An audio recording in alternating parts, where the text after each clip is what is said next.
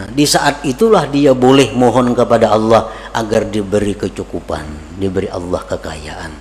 Selama kefakiran itu tidak menghalangi ibadahnya, selama kefakiran itu tidak menghalangi wirid-wirid agamanya, nah maka di saat itu dia ridha dengan keadaan itu dan tidak minta agar dikayakan oleh Allah Subhanahu wa ta'ala.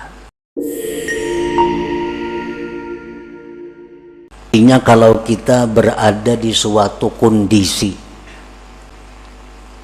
di suatu keadaan, situasi yang tidak sesuai dengan keinginan kita,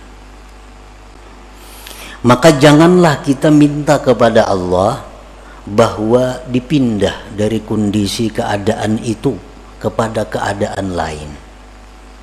Jangan kita minta kepada Allah bahwa kita ini dipindahkan kepada keadaan yang lain,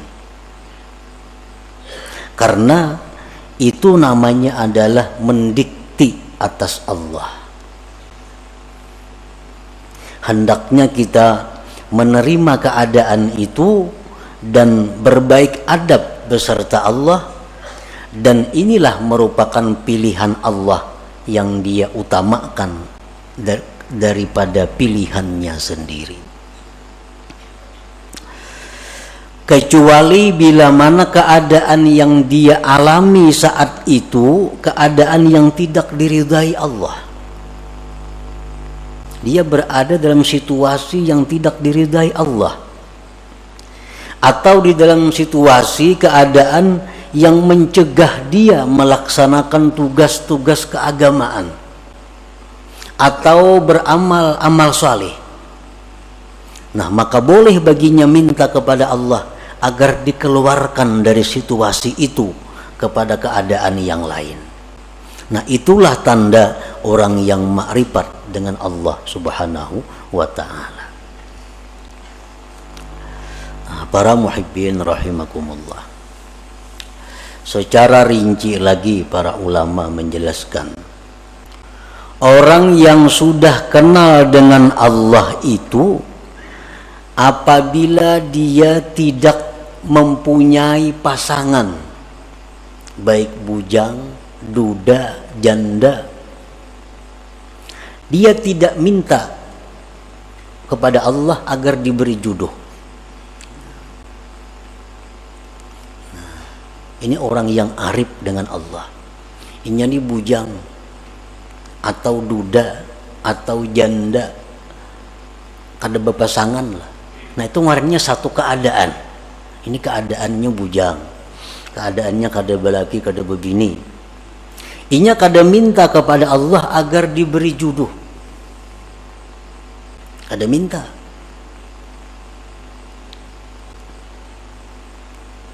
Bahkan dia kelola itu keadaan dengan adab yang baik beserta Allah Subhanahu wa ta'ala. Artinya dia terima keadaan itu dengan baik, dan dia menganggap inilah sudah pilihan Allah untuk diriku.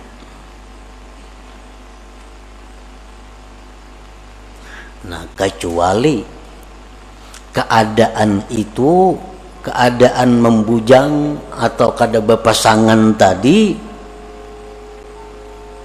sudah mengganggu dia daripada ibadah kepada Allah.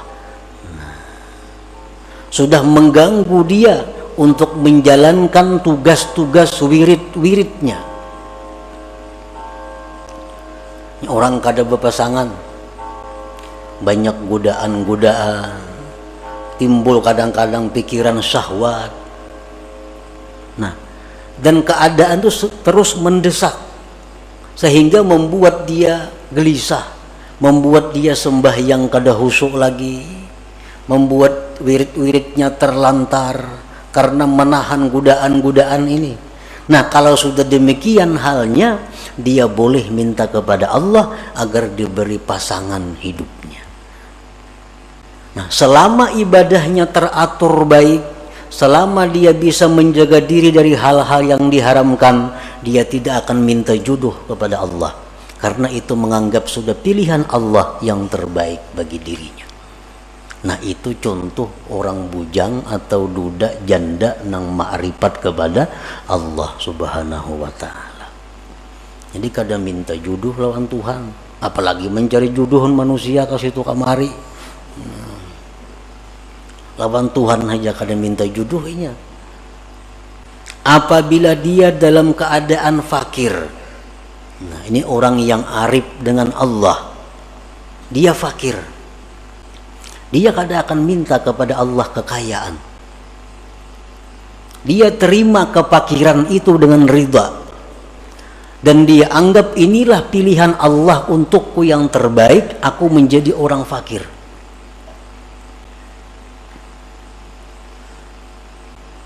Nah, kecuali apabila sudah kefakiran itu membuat dia terganggu ibadah kepada Allah, apabila kefakirannya itu sudah menghalanginya berbuat amal-amal yang saleh, nah maka di saat itu dia bisa memohon kepada Allah agar dipindah daripada orang fakir menjadi orang yang berada atau orang kaya. Nah, ini sudah fakirnya sudah sulit nih, sudah kada bisa lagi beribadah kepada Allah. Nah sudah kada kawal lagi melaksanakan wirid-wiridnya, sudah kada bisa lagi menuntut ilmu karena kada berduit. Menuntut ilmu perlu duit. Ini sudah kada berduit lagi, menuntut ilmu kada kawal lagi, pikiran kada karuan, beribadah sudah kada nyaman lagi. Nah di saat itulah dia boleh mohon kepada Allah agar diberi kecukupan, diberi Allah kekayaan. Selama kefakiran itu tidak menghalangi ibadahnya, selama kefakiran itu tidak menghalangi wirid-wirid agamanya, nah maka di saat itu dia ridha dengan keadaan itu dan tidak minta agar dikayakan oleh Allah subhanahu wa ta'ala. Apabila dia sakit, dia tidak ingin sihat. Dia tidak ingin sihat. Ini sakit, tapi dalam keadaan bisa melaksanakan tugas-tugas keagamaan, bisa beramal saleh. Sakit ini tidak akan diusahakan untuk disembuhkan, dan dia tidak akan minta kepada Allah kesembuhan. Tetapi kalau sakit ini sudah mengganggu, nah tugas-tugas keagamaannya, sakit ini sudah mengganggu wirid-wiridnya, sakit ini sudah mengganggu menuntut ilmunya, nah di saat itulah dia minta kepada Allah kesembuhan dan kesehatan.